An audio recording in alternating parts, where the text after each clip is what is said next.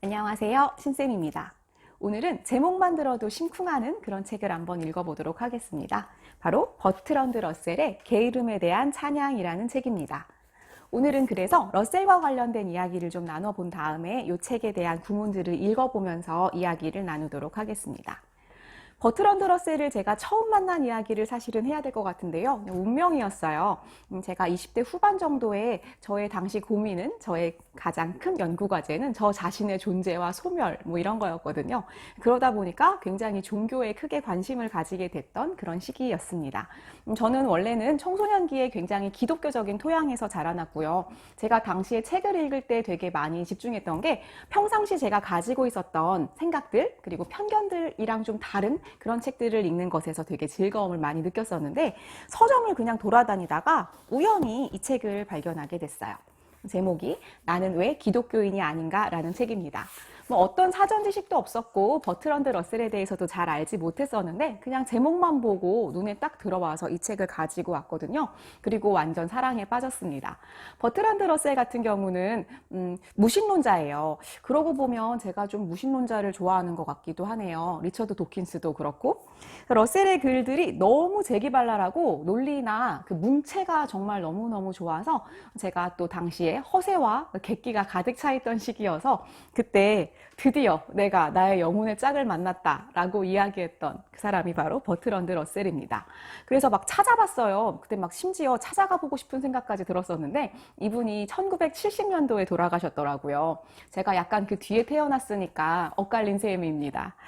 이분은 1872년에 태어나셨어요. 98살까지 사셨습니다. 굉장히 장수한 분이고 19세기, 20세기 후반까지 19세기 후반에서 20세기까지 살았던 분이고요.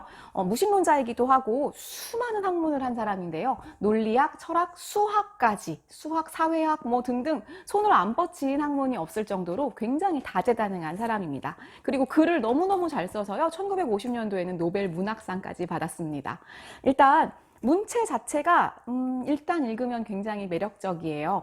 그리고 굉장히 열정적으로 사회운동을 한 사람이기도 합니다. 네, 그래서 일단은 학문적으로 사상적으로는 사회주의에 가까운데 공산주의를 굉장히 싫어하고 특히 전체주의를 굉장히 반대하는 그런 사람이었고요. 그래서 정치적인 운동도 굉장히 많이 했던 아주 열정적인 삶을 살았던 그런 철학자입니다. 이분의 책을 제가 4권을 가지고 있어서 일단 간단하게 좀 소개를 하도록 할게요. 전에도 이야기를 많이 했었던 그런 책입니다. 러셀의 서양 철학사라는 책이고요. 두껍긴 하지만 완전 백과사전 같은 책이에요. 제가 수많은 철학사 책을 읽었는데 그중에서 단연 최고입니다. 그리고 제가 사실 너무 좋았던 거는 대부분의 철학사 책은 소크라테스부터 시작하거든요.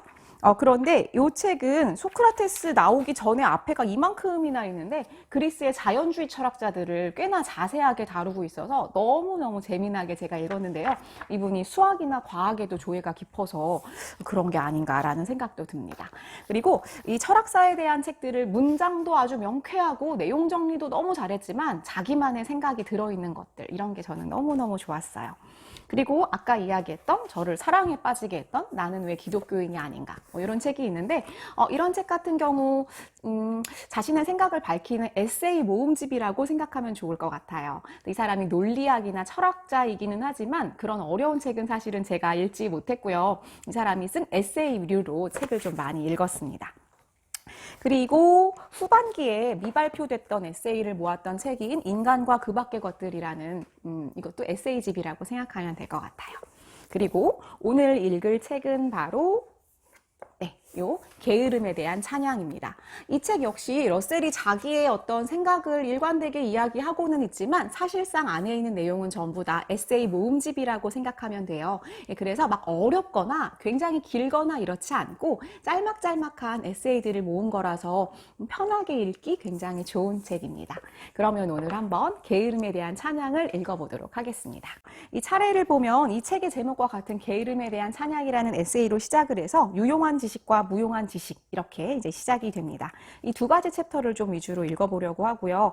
이 전반적인 내용은 전부 다 러셀의 중용을 보여주고 있습니다. 노동자에게 당신이 인생에서 제일 좋아하는 게 뭐요? 하고 물었을 때 다음과 같이 대답할 가능성은 거의 없다. 나는 육체 노동을 즐긴다. 그것은 내가 인간의 가장 고귀한 임무를 수행하고 있다고 느끼게 하기 때문이다. 또한 인간이 이 지구를 얼마만큼 변화시킬 수 있을까 생각하면 즐겁기 때문이다. 내 몸이 주기적인 휴식을 요구하는 건 사실이므로 최선을 다해 채워 넣어야 하겠지만 아침이 오고 내게 만족감을 불러일으키는 노고의 현장으로 다시 돌아갈 때만큼 행복한 순간은 없다. 노동하는 사람들이 이런 식으로 말하는 것을 나는 한 번도 듣지 못했다. 그들은 이를 생계에 필요한 수단으로만 생각할 뿐이다. 그리고 그들이 어떤 것이든 행복감을 느낀다면 그것은 바로 여가에서 나오는 것이다. 잠깐의 여가야 즐겁겠지만 하루 24시간 중 4시간만 작업하게 된다면 그들은 하루하루를 어떻게 채워야 할지 모를 것이라고 말할 수도 있으리라. 그러나 만일 현대 세계에서 그 말이 사실이라고 한다면 그것은 우리의 문명을 모욕하는 것이다. 과거 그 어느 시대에도 사실이 아니었기 때문이다. 농부들의 무도회는 외진 시골 지역들을 제외하곤 사라져버렸지만 그들을 도야시켜주던 그 충동은 여전히 인간의 본성 속에 남아있음에 틀림없다. 도시 사람들의 즐거움은 대체로 수동적인 것으로 되어버렸다. 영화를 보고 축구 시합을 관전하고 라디오를 듣고 하는 식이다. 이렇게 된 것은 그들의 적극적인 에너지들이 모조리 일에 흡수되어 버리기 때문이다. 여가가 있다면 그들은 과거 적극적인 부분을 담당하며 맛보았던 즐거움을 다시 누리게 될 것이다. 제가 시간상 조금씩 발췌해서 읽었는데요. 러셀은 유토피아와 같은 이야기를 하고 있습니다. 저는 유토피아에서는 하루 6시간 노동이면 충분하다고 했는데요. 러셀은 하루에 4시간 노동을 이야기하고 있습니다.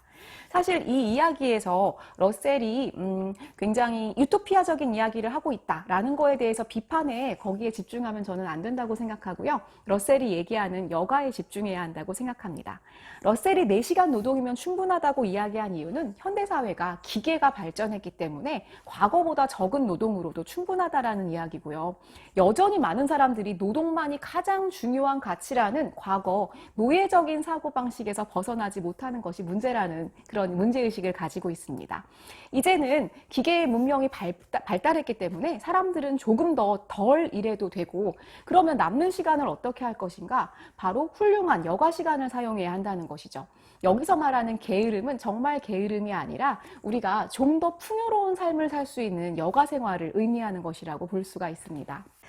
꼭 러셀의 말이 옳고 그름을 떠나서 이런 생각을 해본다는 게 사실 굉장히 재밌었던 것 같아요. 뒤에 나오는 유용한 지식과 무용한 지식에도 이제 비슷한 이야기 나오는데요. 제가 이 무용한 지식이 과연 정말 무용한 것인가에 대한 러셀의 또 다른 생각을 한번 읽어보도록 하겠습니다. 아이들에게만 놀이가 필요한 게 아니다. 어른에게도 현재의 즐거움 이외엔 아무 목적도 없는 행위에 빠지는 시간이 필요하다. 그러나 놀이가 제 구실을 다할 수 있게 하기 위해서는 일과 관계없는 부분에서도 기쁨과 흥미를 찾아낼 수 있어야 한다. 현대의 도시인들은 점점 더 수동적이고 집단적인 여흥, 즉 다른 사람들의 능란한 활동을 피동적으로 구경하는 쪽으로 기울어가고 있다. 왜 우리가 야구를 직접 하지 않고 야구 경기를 구경하는 거 이런 거를 말하는 거예요. 피동적으로 구경하는 우리가 여가 시간을 쓰고 있다는 거죠. 물론 그런 여흥도 전혀 아무것도 안 하는 것보다야 낫겠지만 교육을 통해 일과 관계 없는 부분에서 폭넓은 지적 관심사들을 가지게 된 사람들의 여흥에 비하면 그리 바람직하지 않다.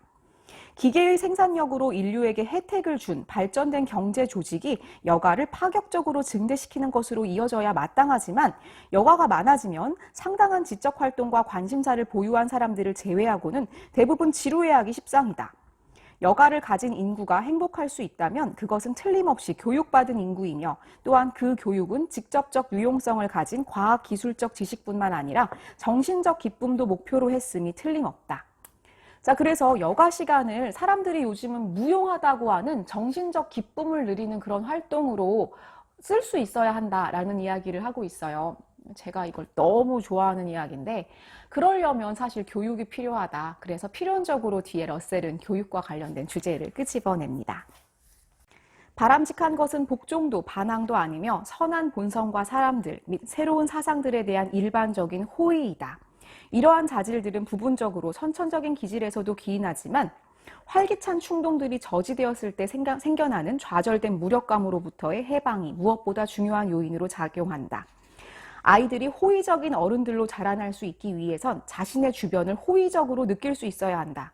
그렇게 되자면 아이의 중요한 소망들을 어느 정도 공감해 주어야 하고 아이들을 단지 신의 영광이나 국가의 위대함 따위의 추상적인 목적에 이용하려고 해서는 안 된다.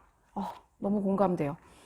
또한 가르칠 때도 아이가 자신이 배우고 있는 것이 가치가 있는 것이라고 느낄 수 있도록 해야 한다. 물론 그 지식이 진실일 때 말이다. 학생이 적극적으로 협조할 때 학습의 속도는 2배로 빨라지고 피로감은 반으로 줄어든다. 이 모든 것들이 많은 자유가 필요한 명백한 이유가 된다. 좀 순서가 반대이긴 하지만 마지막으로 러셀이 이 책의 서문으로 쓴 문장들을 한번 읽어보도록 하겠습니다. 나는 이 글들을 통해 사고든 행동이든 지나치면 위험하다는 것을 강조하고자 한다. 또한 내가 공산주의나 파시즘에 찬성할 수 없는 이유와 특히 그 둘의 공통되는 점들에 동의하지 않는 이유를 밝혔다. 지식의 중요성에 대해선 직접적인 실용성만으로 판단할 게 아니라 폭넓게 생각하는 사고 습관을 함양시키느냐 아니냐로 판단하자고 주장한다. 이런 식으로 보면 실용성이 많은 경우 오늘날 무용하다 낙인 찍힌 것들 중에서 찾아볼 수 있다.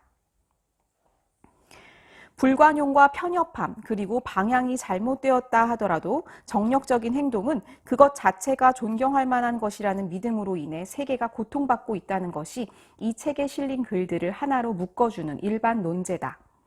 따라서 복잡하기 그지없는 현대사회에 필요한 것은 도그마인 언제든 의문을 제기하는 마음, 자세와 모든 다양한 관점들에 공정할 수 있는 자유로운 정신을 가지고 차분하게 숙고하는 일이다. 정말 너무너무 좋아요. 전 특히 언제든 의문을 제기할 수 있는 자세, 그리고 자유로운 정신을 가지고 차분하게 숙고하는 것. 이것이 러셀이 여기서 이야기하고자 하는 바라고 생각합니다. 자유로운 정신을 가지고 차분하게 숙고할 수 있으려면 사람들이 무용하다고 하는 이 지식들이 필요한 것 같습니다. 그리고 좀 멍 때릴 수 있는 시간도 필요하고요. 무조건 생각 없이 우리가 쳇바퀴 돌듯이 바쁘게 노동으로만 살아가는 것이 아니라 우리가 여가 시간에 나 자신을 돌아보고 다양한 생각을 할 수 있는 그런 시간이 또 필요하다는 생각도 듭니다. 그러한 자유로운 생각과 자유로운 생각을 바탕으로 한 숙고가 좀 더 좋은 세상으로 만들 수 있는 그런 방법이라고 생각하고요. 우리가 항상 1등만 중요하고 앞서서 달려나가야 한다는 그런 도그마에 갇힌 채 또는 좀 생각해보고 뒤로 한 발 물러서 볼 수 있는 이런 여유를 잃어버린 게 아닌가라는 생각이 들어서 저는 이 러셀의 생각에 굉장히 크게 동의를 하는 바입니다. 이런 것들도 한번 생각해 보실 수 있는 기회가 되셨으면 좋겠습니다. 오늘은 여기까지 이야기도 하도록 하겠습니다. 가볼게요.